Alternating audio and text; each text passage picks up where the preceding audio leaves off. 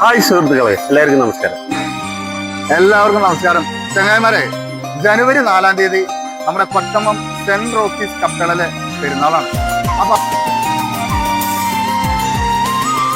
ആ പെരുന്നാളിന് കൈരളി ചാലക്കുടി എത്തുന്നുണ്ട്.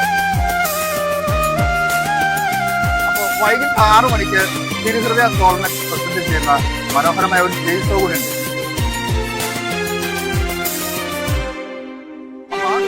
കൂടാനും അതുപോലെ തന്നെ ആ പെരുന്നാള് കളറാക്കി ആഘോഷമാക്കാൻ നിങ്ങൾ എവിടെ ഞങ്ങളെ